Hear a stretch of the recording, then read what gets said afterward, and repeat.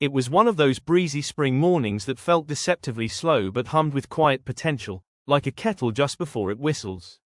The air in the small town of Maplewood, Ohio, smelled faintly of blooming lilacs and newly cut grass, and the sunlight played hopscotch across rows of pastel-painted houses. In one of them, a rented two-bedroom bungalow with peeling turquoise shutters and a slightly leaning mailbox, Ella Saunders stood barefoot in her kitchen, staring up at the oldest clock she had ever seen. It was a family heirloom, or so said the landlady, Mrs. Collier, who had left it, as a touch of character. The thing ticked louder than a metronome in a drumline.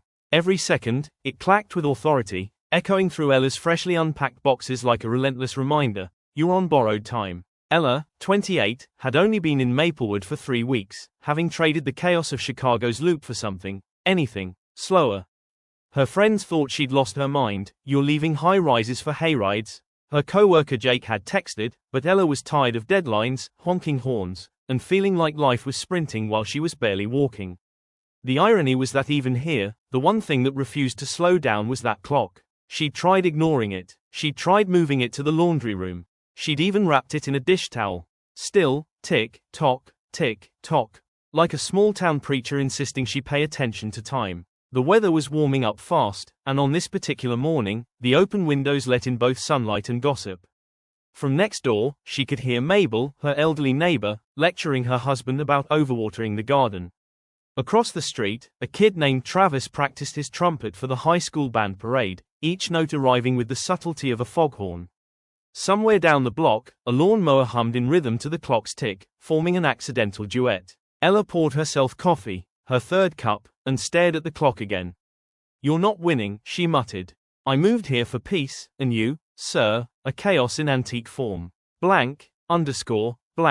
Her day job, remote marketing work, wasn't demanding, but her motivation lately resembled a deflated balloon. She was supposed to be editing a client's campaign about embracing every moment, which was deeply ironic considering she'd spent the last hour scrolling Zillow listings for cities even quieter than Maplewood. By noon, Ella had decided to take a break and walk downtown. Downtown Maplewood was roughly 4 blocks of brick storefronts and Midwestern cheer, a diner with checkerboard floors, a hardware store where everyone seemed to be named Ron, and a thrift shop that smelled of old paperbacks and cinnamon candles. She strolled past a row of tulip beds planted by the Maplewood Garden Club. The sign literally said, "Sponsored by the Garden Club. Don't step." Passing locals who nodded as if they already knew her whole backstory. One waved, Bob, the mail carrier, then added a knowing grin. "You must be the new girl from Chicago. Welcome to slow country." Ella smiled awkwardly. "I'm starting to feel it." "Don't fight the pace," he chuckled. "Around here, even the coffee brews slow." She walked further, stopping at Hattie's Diner, where the front window displayed a hand-painted sign, "Pies made daily, gossip included." Inside, the clink of forks on plates was almost meditative. Hattie herself, a round woman with glasses and pink lipstick, served Ella a slice of pecan pie, on the house, newcomer special. Ella sat at the counter, savoring every sugary bite. For the first time in weeks, she felt something like calm. But just as she was about to lose herself in it, the sound followed her, tick, tock, her mind echoing that infernal rhythm. "Is it me?" she asked aloud, "or can anyone else hear clocks even when they're not around?" Hattie laughed. "Sweetheart, that's just Maplewood time. Slow and steady. You'll get used to it, or it'll drive you nuts first." The other customers laughed knowingly, as if she'd just passed a secret initiation. Blank. That night, back at home, Ella lay on her couch watching dust float through beams of lamplight, the steady ticking filling the silence. She found herself thinking about time differently, not as the enemy she'd been fighting back in Chicago, but as a kind of odd, consistent companion. The clock wasn't actually judging her, it was reminding her that even here, life didn't stop moving. Her phone buzzed, a text from her mom. "How's the quiet life?" Ella typed back, still loud, just in a different way. She laughed softly at her own response, realizing that was true in more ways than one. Then, as if the universe wanted to underline the point, the clock suddenly stopped ticking. The silence was instant, heavy, almost theatrical. Ella froze mid-breath. "Oh no, don't you dare give up on me now." She climbed onto a chair, fiddled with the pendulum, gave the old thing a light tap, and it started again, stronger than ever.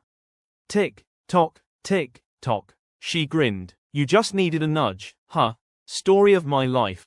Somewhere deep inside, the metaphor clicked. Blank, underscore, blank. By Sunday morning, the whole town was buzzing with the Maplewood Spring Fair, a yearly event that seemed designed to make time irrelevant. Half the booths were selling clocks, watches, or anti-stress calendars. Ella volunteered to help run the pie stall, where she accidentally dropped an entire cherry pie onto the table. Instead of panicking, she laughed, loudly, genuinely. Well, she told the crowd gathering to watch, at least it wasn't pumpkin. That had stayed forever.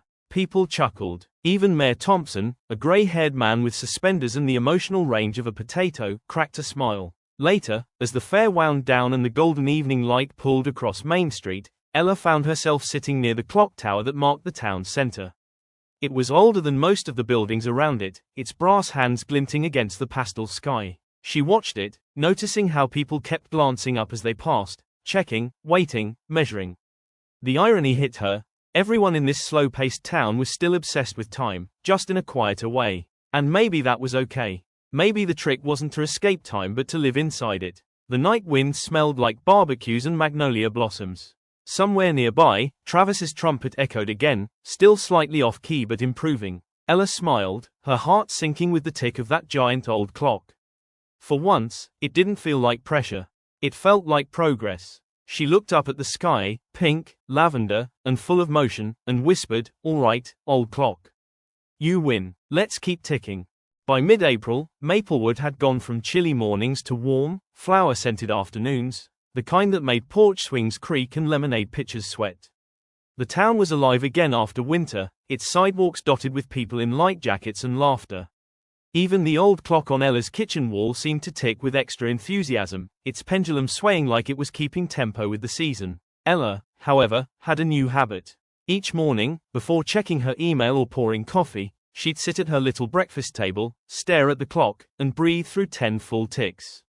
It had started as a joke, her own version of mindfulness, but now it grounded her, a reminder that time moved forward whether she hurried or not. The neighbors found her new calm both fascinating and suspicious. Ella, Mabel next door said one morning, leaning over the fence while her husband watered the petunias, "You're either becoming a guru or you've officially lost it." "Maybe both," Ella laughed. "Depends on how slow this clock gets." Blank, underscore, blank. Her workdays still ran remotely, but something about the slower environment made her sharper, ironically more productive. She started writing marketing campaigns that sounded more human, less corporate. Clients noticed. One even told her, "You've got this new tone, like you're actually enjoying time again." She was, in ways she didn't expect. Even her little mistakes started turning into stories. Like the morning she locked herself out while taking out the trash and had to flag down Bob the mailman with one shoe and a coffee mug in her hand. "Need a hand, city girl?" he said, trying not to laugh. "Just my dignity, if you find it on the curb." These moments, once the kind that would have mortified her in Chicago, now made her grin. Maplewood had a way of making even small disasters feel like community events. Blank, underscore, blank. One afternoon, Hattie from the diner called her up with a mission. "You're creative, right? We need someone to make a flyer for the Maplewood Minute Challenge." "The what?" "It's a town contest. Everyone has to do something they've been putting off, but they only get 1 minute to start. Fixing a drawer, calling a friend, learning to juggle, whatever. You've got to make it look inspiring, not boring." Ella laughed. "You realize that's basically my entire life, starting things I've been avoiding." "Perfect," Hattie said. "Then you'll make the poster and participate." Blank, underscore, blank. The next day, Ella stood in front of her laptop, designing the flyer. Across the top, she typed in bold letters, "Every second counts, Maplewood Minute Challenge." She smiled as she picked a picture of the old clock tower downtown, its brass face gleaming against blue sky. Below it, she added the line, "Because a minute is enough to begin." By the time she printed them and dropped them off at the diner, her own clock was still ticking in her mind. The symbolism wasn't lost on her. For the first time in years, time didn't feel like something slipping away, it felt like something she could shape. Blank, underscore, blank. Saturday arrived with the kind of warm sunshine that made the whole town feel like a postcard. Main Street was cordoned off, lined with booths, coolers of lemonade, and laughing families. The Minute Challenge had become bigger than expected. The mayor was there. The local news even sent a camera crew. Ella wore a yellow sundress and sneakers, her hair in a loose braid, a look halfway between casual summer and ready to run if this goes wrong. As she pinned on her name tag, Hattie called out, "Ella, you're up first." "Me? Why me?" "Because you started the whole thing. Lead by example." The crowd cheered playfully as Ella climbed onto the small stage. "All right," she said into the mic, "I'm supposed to start something I've been putting off, in 1 minute.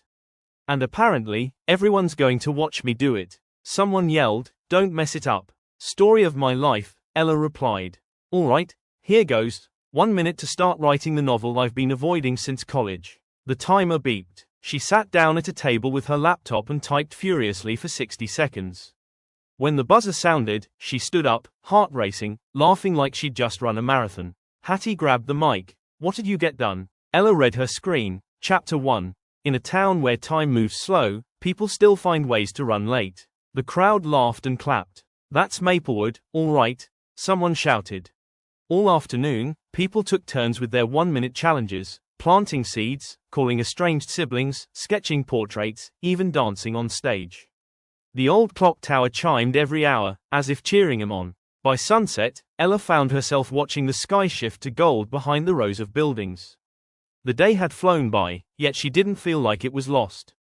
Every tick of the clock tower felt like a heartbeat now, echoing in rhythm with her own. She sat on a bench near the fountain, sipping lemonade, when Bob the mailman sat beside her. "You know," he said, "that clock tower's been stuck at 6:03 for about 10 years. "What?" She laughed. "You mean it doesn't even work?" "Sure doesn't. Town keeps meaning to fix it, but somehow, it's part of the charm." Ella stared at it, stunned.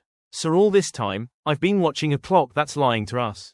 He shrugged. "Sometimes lies are useful reminders. Doesn't matter what it says, just that it keeps people looking up." She smiled slowly, realizing the poetry in that. Maybe that was the point. Maybe progress wasn't about perfection, it was about presence. That night, back home, Ella's own wall clock ticked in rhythm with the crickets outside. She sat on the couch with her laptop open, that same novel draft blinking on the screen. "All right," she said softly, "let's give this another minute." She started typing again, long past the minute mark this time. Words flowed, uneven and honest, like spring rain. At one point, she paused to glance at the clock. Tick, tock. It didn't sound oppressive anymore. It sounded alive, like a drumbeat urging her forward. She laughed. "You really are a stubborn little teacher, aren't you?" Somewhere between one paragraph and the next, the hour hand moved. Just slightly, but enough that she noticed. For once, she didn't panic about how much time had passed. She was just grateful she'd used it. The next morning, she walked downtown to Hattie's again. As she passed by the clock tower, she noticed something remarkable. Someone had fixed it. The hands were finally turning again. A small note hung below it, handwritten, "Every second counts, thanks, Ella." She stood there smiling for a long time, feeling a breeze sweep through her hair. The air smelled of lilac and hope. For the first time in years, time didn't feel like something to escape, it felt like something she was finally keeping pace with. That evening, she called her mom. "So," her mom asked, "how's the slow life now?" Ella smiled, looking at her clock as it ticked softly in the background. "It's not slow," she said. "It's steady. There's a difference." And somewhere in the distance, the Maplewood clock tower chimed. Not perfectly, not on time, but just enough to remind her, life keeps ticking, and every second counts. Like and subscribe if you want daily dose of happiness and motivation.